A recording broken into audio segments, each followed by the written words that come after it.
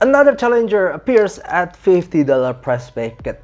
And for me, this is a fairly unknown brand, and sometimes I do feel that there's really a lot of brands suddenly emerging since the rise of hi-fi, and this is one of them that actually sounds quite good actually. So hello and welcome to Aftersound Review, and it's my review for Epz K1, and I think this is one of their entrance level IM for $50. I see that they have also IMs around $100 price point and above, but this is one of their lowest priced one. So thank you for Epz for providing me with this review unit, and they're using one dynamic driver and one balance armature and cost around $50. And yes, and just like usual, I'll break down this review from the build, fit, frequency response, sound, and comparison.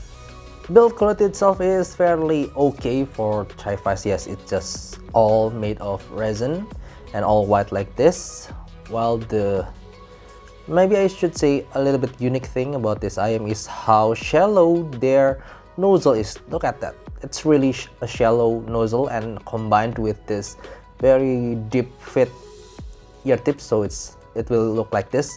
I should say it reminds me of Shozy IMs and also Kynera BD05 Pro in terms of this unique nozzle.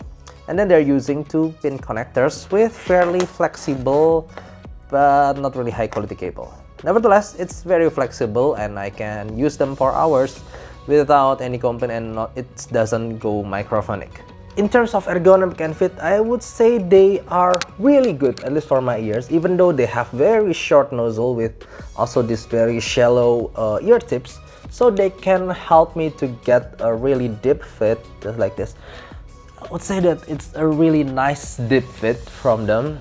The positioning is really stable, also the ear get position, and the cable itself is fairly flexible. So yeah, I really have no problem with this. I would even say this is one of my perfect fit IMs. Now let's talk about the tonality of this IM, which can be simply said it is, well, another V-shaped, typical V-shaped hi-fi IMs with some bass boost, and then also upper mid-range and lower treble boost, and also some treble raise around 8K. So it's simply that it's V-shaped, but this IM doesn't sound as scary as it looks, apparently.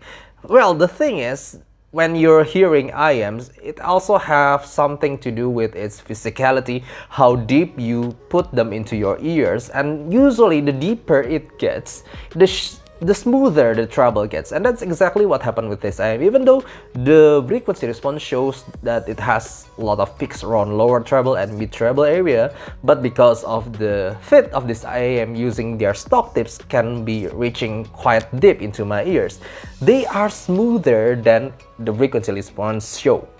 Now starting from the low frequency from this IM, well, it's a punchy mid-bassy kind of sound, but it's very focused and I actually quite like it. It has a really nice control and also textured mid-bass punch, but the problem, yes, it doesn't go really low into the sub-bass region, so it doesn't have a lot of rumbling down there, and also it's not really big maybe if you're a bass head. But personally, for a lot of music genres, it just have enough fun punch for a lot of genres, and personally I'm not a really bass head, so hearing EDMs and pop music and a lot of music is just nice enough with this.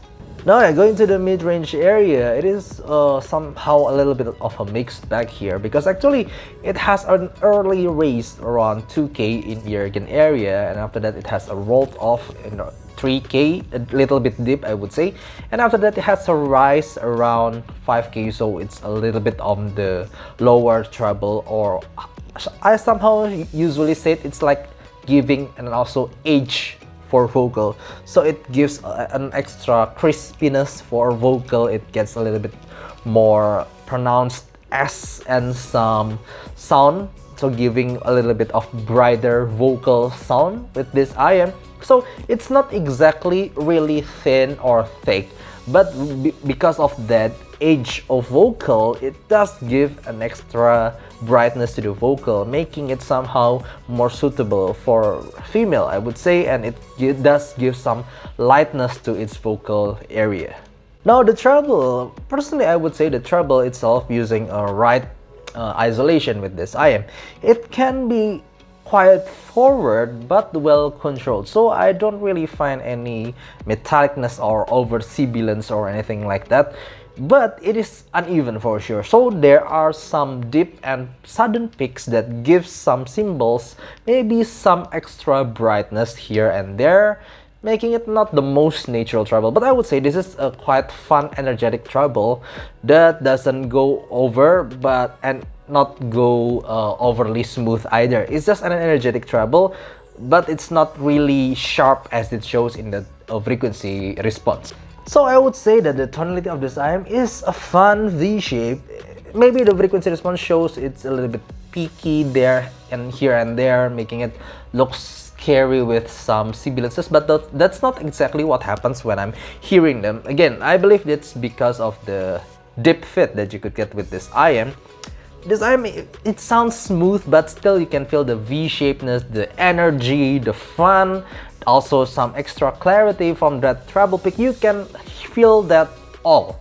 So it turns out that I actually quite like this IM, even though this is definitely not the most neutral or the most balanced sounding frequency for its tonal balance. But personally, for fun, just for fun IMs with this amazing fit, I quite like it.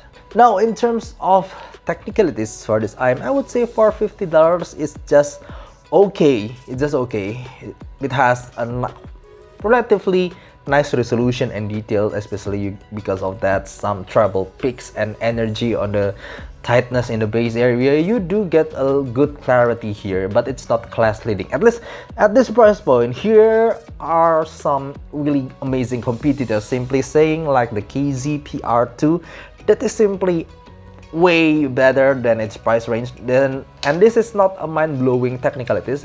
The detail and resolution is okay for $50, and also soundstage is relatively a bit three-dimensional, but in a small ball rather than large ball or large staging. It's just like a small ball, but the details and resolution is just okay. At least when I'm hearing some orchestral music or some busy tracks, it doesn't go overly mushed and overly overlapping each other. It's just nicely separated with good details. It's just not the best at this price point, especially because there is KZ PR2.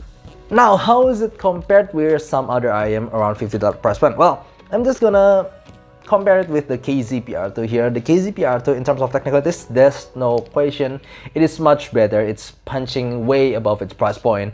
But in terms of tonality, I would say that both of them has different kind of V-shaped approach, while the PR2 is mainly approaching more on the higher treble region that is really crazy high, while this IM is more on a more traditional style of V-shape, giving you lower treble and middle treble picks that actually sounds smoother in some songs without any extra zing that I find in the PR2. So in some songs, even though the PR2 is way more resolving and detailed, but the treble is for me somehow smoother in this IM. Now, against one other IM that is, I would say, one of the most balanced IM for $50, like the Truth Ear Zero Red.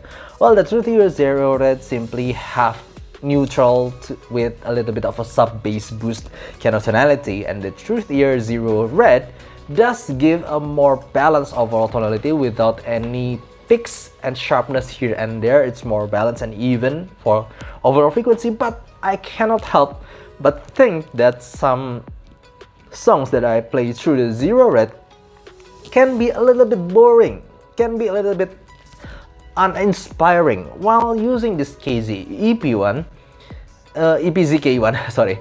I would say that this IM have just enough energy and fun factor to be appreciated, that I would say that it's keeping my head banging for a lot of music. So at the end, I would say that it's unexpected to say that this IM, even though the frequency response shows it's really uneven and sometimes picky, but I actually enjoy the performance of this IM. It's quite fun, it's quite technical, but yeah, this is not for those who is searching for a neutral sound or very balanced sound. It's not that, but in terms of just hearing them and using them for daily, it's actually really nice beginning from the EPZ. So thank you for watching, and this is my final score for Tonality and also technical. See you next time. Bye bye.